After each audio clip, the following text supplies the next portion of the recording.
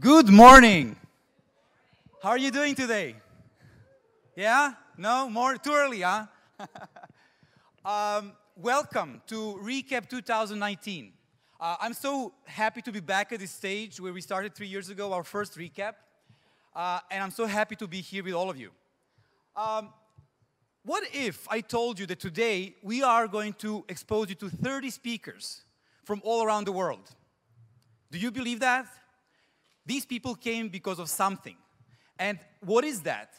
This is the question that we have here today and that we want to answer. We want you to answer. Certainly today, so this is one of the conferences. There are 3 other conferences taking place at the same time. So certainly Belgrade and the region, our region, is the place to be. And what is so sexy about Southeast Europe? It's actually the people. We grow talent. We grow startups, we grow opportunities, we learn to understand what are the markets of scale. Today, I would like to quote one of, well, he's definitely not from this kind of industry, but I'm sure you know this guy, Freddie Mercury. They asked Freddie, so Freddie, what instrument do you play? Who knows the answer? Anyone? Bravo, audience. So it's actually about people. So this is all for you. So I hope that today you will use all your time and connections to create really contacts and more than that you can learn from all these people from all around the world. We have guests from California, from Canada, from Switzerland, from Italy, from UK, from Israel. We have some 300 signups today, so don't be, how do I put it? Don't be introverts, right? Go and attack. Go and ask people. Feel free to ask anyone because there is no stupid question. You just have to ask. So today, we are going to start with a few opening notes, and then we're going to present you where is Serbia and the region in the state of startup ecosystem. And then we're going to turn and hear the perspective from investors and why are these people here? Why they're interested? And what is the drive for them to be here? But I'm not going to take so much of your time here because you're not here to listen to me. I would like to announce our first opening speech, Her Excellency, the Ambassador of Israel, Ms. Alona Fisher. Please welcome her with a big applause. Yeah?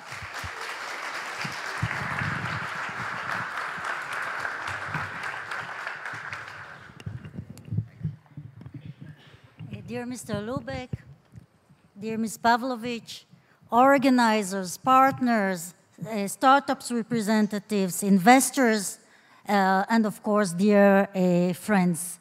First of all, I'm very honored to be here and to open the 3rd ReCap event. As part of an ongoing collaboration between Impact Hub and the Embassy of Israel for quite a long time. Now, I was invited here to open this event because Israel is considered as a success story. As you know, Israel is a technologically advanced country. Tel Aviv is the 2nd biggest ecosystem in the world. We have only in Tel Aviv more than 5,000 startups. But we have to understand that all this did not happen overnight. Behind it, there are decades of hard work, of persistence, and patience, and a real vision that has been created in the 90s, and long-term strategy. Israel has invested a lot, not only in money, but also in human capital. And we have just heard about the importance of people.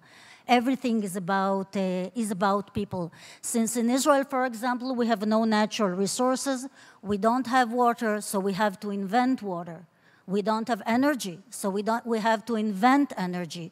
So this is why in Israel we believe that necessity is mother of all inventions.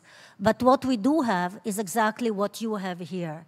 These are very skilled and educated people, very creative one, very open-minded, people who want to learn, people who have curiosity, and especially creativity. And of course, the government is not enough in order to build an ecosystem. What is needed and exists here is indeed this environment of, or spirit of entrepreneurship. And part of it is the kind of, and I think it has been discussed in other forums, that failure should be considered as a success, as part of the experience. And I'll give you an example from Israel. In February, Israel has been the 4th country that has launched spaceship to the moon. It was the first private initiative, or the first private spaceship that has been launched to the moon, and it made a very long journey just to crash during landing. Now you can imagine the disappointments of people who worked for years in order only to see their $millions of dollars and millions of hours wasted. At the same time, after the first disappointment, there was one message who came from the President of Israel, the Prime Ministers, and entrepreneurs and everybody. Okay, we failed, but it has not been a waste. We take with us this experience, we take with us this know-how, and we will retry, and maybe we will fail, but then we will retry again and again and again until we will make it. And in the meantime, we will gain so much experience and know-how that will serve us not only to land the second spaceship on moon, but to do also other things. So I'm here for 3 years, and I must say that during these years, what I've seen around me is amazing. I don't know if you who are part of this ecosystem can feel it, but for foreigners who come and follow what is happening here, it's amazing. The number of events, such as this event of Impact Hub, the creation of the Office of IT and the e-government office, the establishment of a Ministry for Innovation, the digitization that has become a key priority of this government, the number of incentives, of grants, of parks and hubs that are being created here, and so much energy and efforts that are put in educating people, in this education. I think that this is amazing, this is really great, and the scene is completely different than the one that I got to know the moment that I came here. And as foreigner, I repeat it again and again, what we identify here is a real spirit, a real creativity and dynamism that need to be encouraged. So ICT has become a main contributor to the experts in Serbia. And I don't know, last Saturday we had in Israel the Eurovision. I don't know if you remember the logo that Israel chose for the Eurovision in Tel Aviv. Someone remembers? Dare to Dream. And I think that it's not by chance that Israel decided to have this logo. And I really call you all dare to dream, because without it, you will never be able to do it. What is the embassy doing in order to encourage you to fulfill the dreams? So first of all, we are signing agreements with the government of Serbia. We have several agreements that encourage investments in this field. We have created a mixed committee, economic mixed committee with highlight on innovation. We are in a preliminary negotiations in order to sign an MOU on innovation field with the Israeli with the Israeli authority, innovation authority. And we as embassy, we are trying to support the ecosystem as much as we can and to create a new partnership. I will maybe mention one of them because we launched it last week, Coliseum, Serbian-Israeli enterprise, in order to encourage sports tech. There are open calls now for those who might be interested in. We are bringing mentors. We are trying to expose the market to Israeli investors. And I'm very glad that we have here among the audience 2 Israelis. The first is Inbal Polak. Inbal, where are you? Inbal Polak, who is the CEO of Noemi Investment Club. of Naomi Investment Club. You will have the opportunity to listen to her and to her experience in Israel, and she will also conduct a workshop. And also Lior from Spartan Tech, where are you? Hi, Lior. So we are looking forward to creating bridges, to creating projects and initiatives between Serbia and Israel, not only on the governmental level, because when we are talking about the ecosystem, the governmental level is only one pillar. Other pillars would be the academia and would be most, I think, you as entrepreneurs. So we are here for you. We are here in order to create bridges and initiatives and bilateral projects, because I think that we will all benefit out of it. Thank you, and I wish you a lot of success.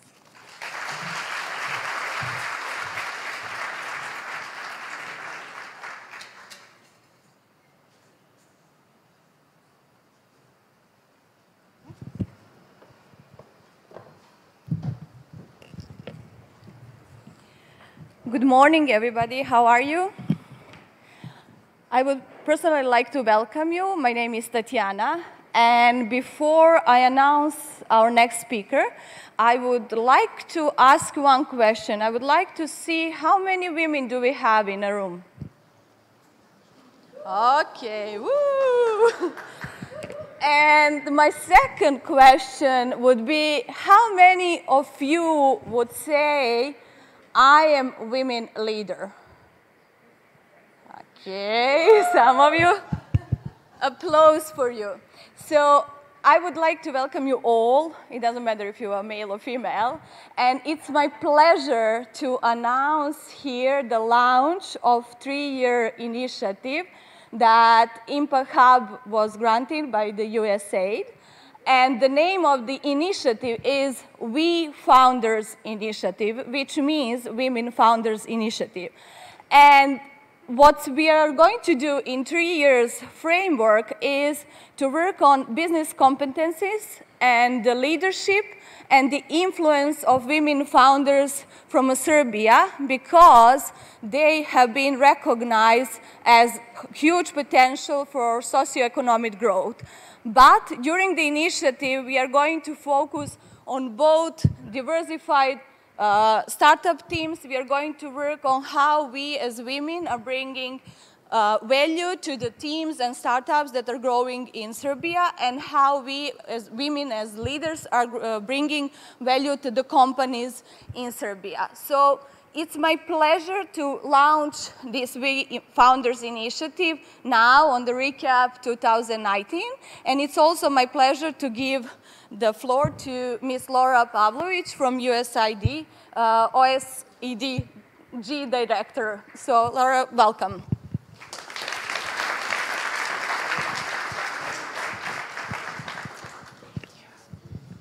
Thank you. Your Excellency, Ambassador Fisher-Kamm, Mr. Lubeck, panelists, colleagues, friends, ladies and gentlemen. I'm really happy to be here with you today to launch the ReCap 2019 conference. We're really looking forward to hearing more from all of you on the opportunities that you all see here in Serbia and also in the region, and how we might all be able to work together to address the challenges that Serbia and its enterprises face in building a world-class innovation economy. Over the last 18 years, USAID has invested more than $350 million to support Serbia's economic development. Our programming has included everything from agribusiness to banking reform to commercial courts. But one thing that I've seen during my time in Serbia is that for each challenge that we've tried to address, we've been able to find champions who've been able and willing to really jump in and address them. And when we've been able to bring interested stakeholders together around these challenges, we've been able to accomplish things that might once have seemed impossible. Over the past several years, we've been really proud to support what we see as the foundations of a new stage in Serbia's economic development. In Serbia and globally, firms and entire sectors increasingly find that they need to innovate and adapt in an increasingly globalized market. But we also know from our experience in the United States and here in Serbia that this innovation isn't possible in isolation. That a support system is necessary for innovators to develop the contacts, connections, and capital necessary to bring their concepts to full realization. Over the past several years, we've partnered with a number of amazing initiatives to support the development of the support system here in Serbia. From Impact Hub and ICT Hub here in Belgrade, to NICAT and Niš, to the Business Incubator in Novi Sad. More recently, we focused on expanding this incubator model across economic sectors, from retail to food processing to media. Many of the enterprises we've supported have gone on to grow their operations, attract investment, and build innovative new products and services in regional, global markets. They've created new jobs and really grown Serbia's reputation as a leading destination for innovative business development. At the same time, we know that there's a lot more to do to develop a sustainable system for entrepreneurial development here in Serbia. While we've been thrilled to see the expansion of a real innovation infrastructure across the country, that infrastructure still isn't available to everyone. And even with the outstanding efforts that our partner hubs have made to connect Serbian startups and early stage enterprises with the mentors and investors that are so important to their development and expansion, a lot more needs to be done to ensure that these connections and that this capital is more readily available to across the Serbian economy and across Serbian society. That's why I'm so happy to be here today to announce and launch the USAID and Impact Hub We Founders Initiative. Over the next 3 years, we plan to address the investment and leadership gaps that women in business face by strengthening their connections to the financial, technical, and leadership support they need to drive and really push inclusive economic development here in Serbia. At the same time, we see a much wider potential impact in the program we are launching here today. Access to finance remains a major constraint to private sector growth here in Serbia, and this is an especially vexing problem for startups and early stage enterprises who often need that initial capital to fully realize their business concepts and who often are not in a position to seek out the bank lending that still is predominant here in Serbia. So as a result, we're really especially eager to work with Impact Hub and the We Founders Initiative to strengthen women's participation in angel investing, both as investors and as entrepreneurs.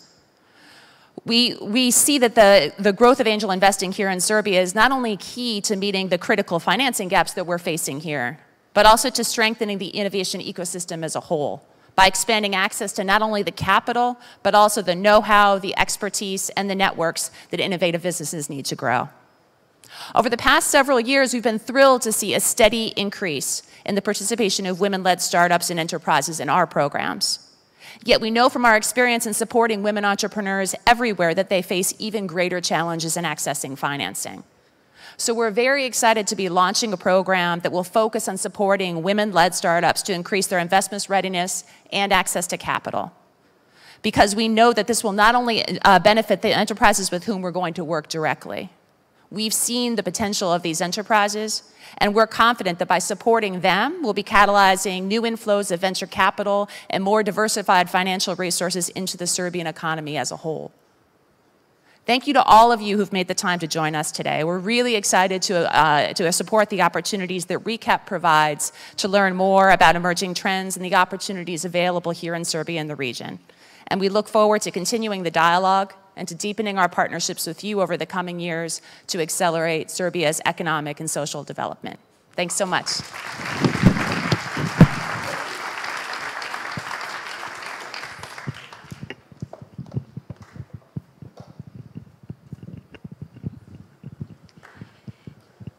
Thank you, Laura, so much for setting the stage today for what we're going to talk about at our ReCap 2019.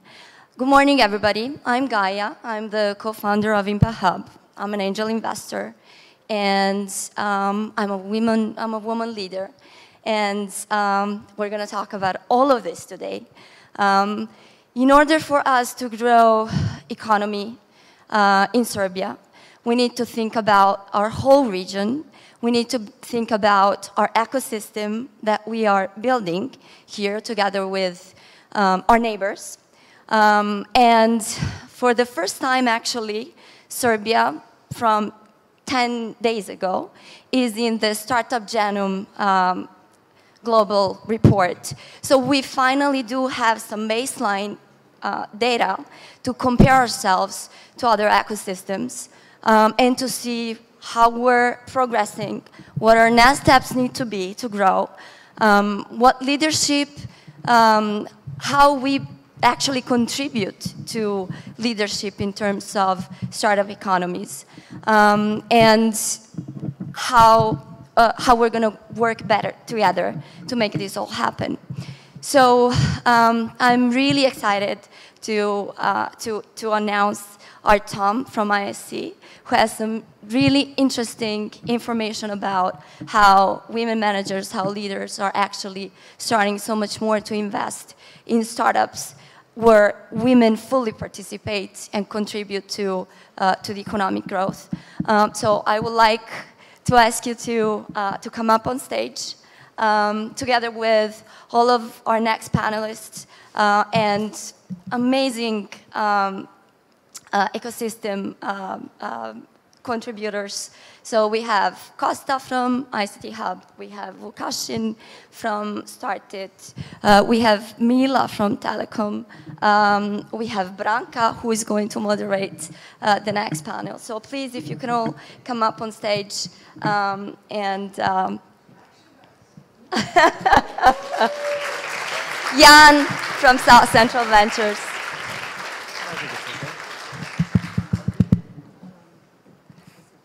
Absolutely. Okay. So we're really looking forward to hear from all of you how we are making these ecosystems stronger every day and how we can proceed better. Thank you all. Tom, that's all you. Hello. So thanks very much. For those of you who don't know me, my name is Tom Lubeck, and I'm the regional manager for International Finance Corporation, or IFC, which is a member of the World Bank Group, based here in Belgrade. So first, I'd like to thank Ambassador Fisher-Kamm and Ms. Pavlović from USAID for their thoughtful comments. Also, thanks Gaia for warm introduction, Nenad, and to the people of Impact Hub who are doing some really great work here in Serbia. So I've been warned really severely that I only have 10 minutes to talk to you. So I'm going to try and tear through three particular topics that I thought were interesting to speak about today, so you can get on with the rest of the action-packed agenda. So my comments actually do come with an extended warranty as well, so if anybody wants to go into more depth in any of these things, you can get my contacts either from the website or from Nenad directly. So what I'd like to talk about is just a couple of more words about introduction of my organization, IFC, because not that many people know about us. Second is to describe about some of the bigger picture issues that we're trying to grapple with and help the Serbian government and entrepreneurs deal with. And then I think what Gaia definitely put the emphasis on is that there's a very new and exciting study that IFC has done about moving towards gender balance in private equity that I think you may find interesting. So as I mentioned before, IFC is a member of the World Bank Group whose overarching goals and objectives is to eliminate extreme poverty and to increase shared prosperity. So, when people sometimes think about the World Bank Group or the World Bank, they think of this large, monolithic institution that is somehow impossible to understand and not accessible. So Nenad warned me when I first came in, take the tie off, right? Take the tie off. This is not part of the dress code, and be a little bit more accessible. So the truth is that within the World Bank Group, there's 5 different organizations. 5 different organizations. And it's the International Bank for Reconstruction and Development is the one that people normally think about. They're doing large sorts of loans to governments to help implement policy, the best practice policy in various areas, and build infrastructure. So there's a couple of other entities in the group, but mine, IFC, focuses exclusively on trying to reach the overarching goals through the private sector. So we were established in 1956, so the longest sort of active bilateral development finance institution looking at private sector. But in those days, what seems obvious today, but in those days there was a global competition for ideas and debate about whether it would be the state and centrally planned economies that would be driving economic growth, be the engine, or whether it would be the private sector. So the establishment of IFC was actually to test the latter hypothesis. And I think today that debate maybe continues, but one thing is for sure, is that globally, 9 out of the expected 10 new jobs that will be created are going to be coming from private sector. So today, IFC has offices in over 120 different countries.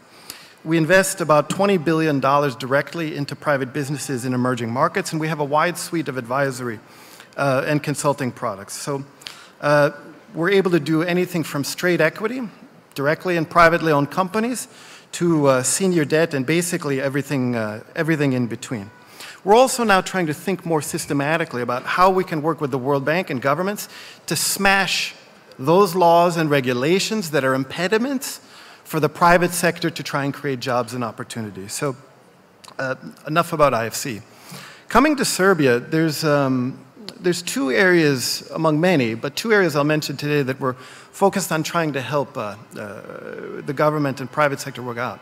One broad area is climate. As you're probably aware already, I mean, this is a major issue in Serbia. 70% of electricity is coming from the incineration of coal and lignite. Coal is still used in many places to heat households, which is horribly inefficient, really damaging for air quality, which really impacts people's quality of life and longevity. It's not only this. Serbia is also subject to significant climate risk in energy production as well. I think everybody in the room probably remembers the floods that hit the Kolubara mine, which took a whole 4% off of the country's GDP. And if you do a Google search, you'll see that some NGOs are also putting on the table that maybe the new Kostolac 350 megawatt power plant as well could be one of these risk zones. So, I mean, I could go on, but I'll end by saying that also, I mean, the public supply tariff is so cheap that there's an incentive to actually overconsume. So what about solutions, and where is IFC trying to help? First is there clearly needs to be a movement towards more renewable energy. So we've invested over 150 million euros in a number of wind power projects, some of the first that have been established here in Serbia to put 200 megawatts of clean electrons into the grid.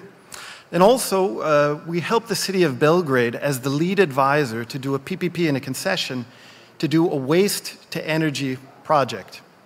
The project was won by a consortium of Suez from France and Itochu from Japan, which is going to divert about 70% of the waste that's currently going into the landfill and divert it to generate heat and electricity.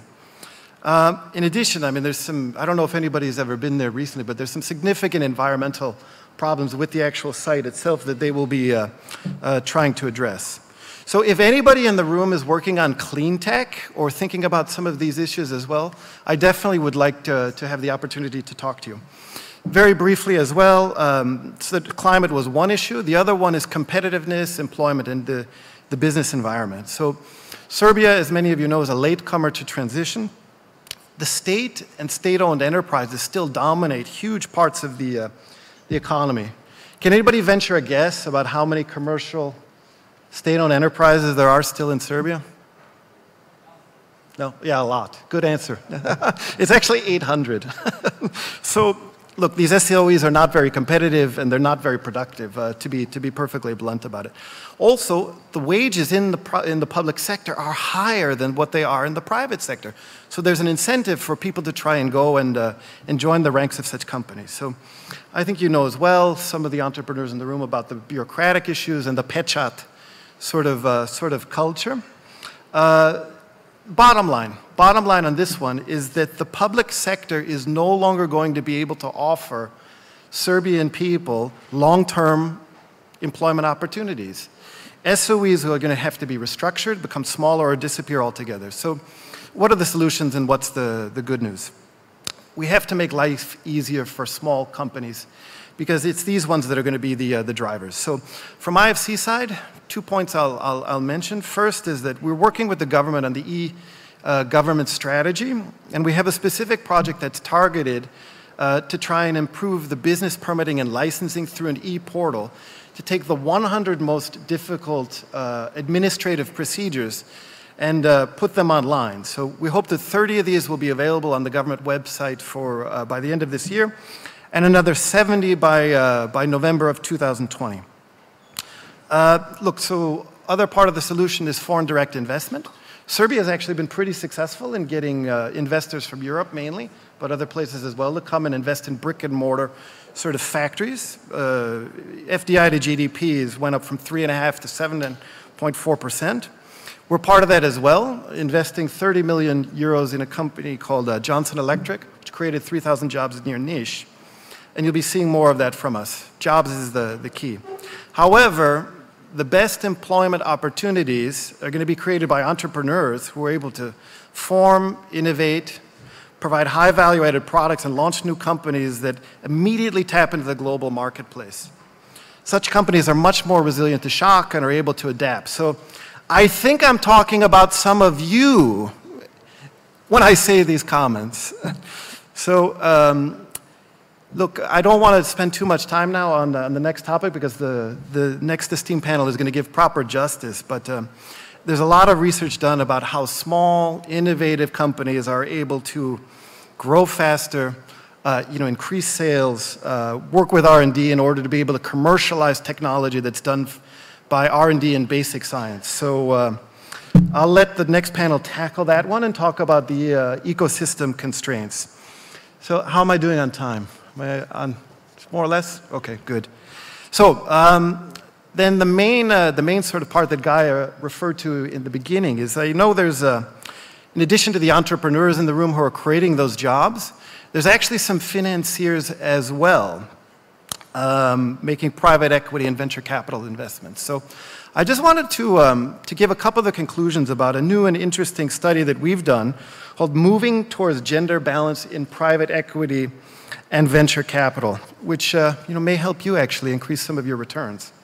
It's the first of its kind report that basically tries to explore the link between financial returns and gender diversity for private equity and venture capital. So IFC, together with partners Oliver Wyman and Rock Creek Investors, created the largest unique data set on gender diversity and financial performance for the industry. So we poured over data from 6,000 different funds, 5,000 portfolio companies, to look at these links and some of what the data was telling us. So as you can imagine, the lack of gender diversity is really acute in emerging markets, private equity, and venture capital as well. So only 11% of senior investment professionals in emerging markets are women in private equity and venture capital, which unfortunately is actually more or less comparable to what it is in already developed markets, the 10%.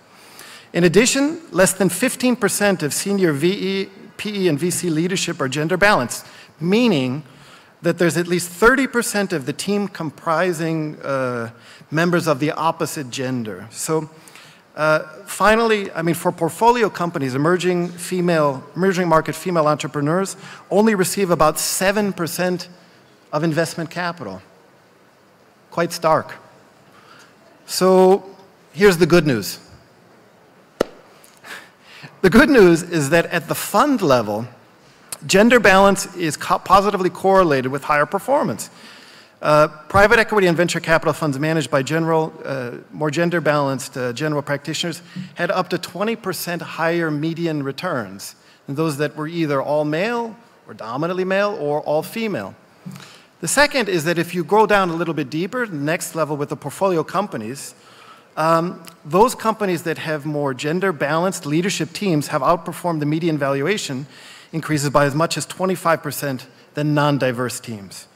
So what I'll do, if this is a topic of interest to some of you, we'll post the links on the, the event website and on my Twitter account to enable you to get to the report and see more details. So I think I have covered everything that I want. All right, he's saying cut it. Everything that I wanted to say. It's nice to talk to you. I'm very excited to be here and look forward to talking to some of you, a bit later on in the conference. Thanks very much.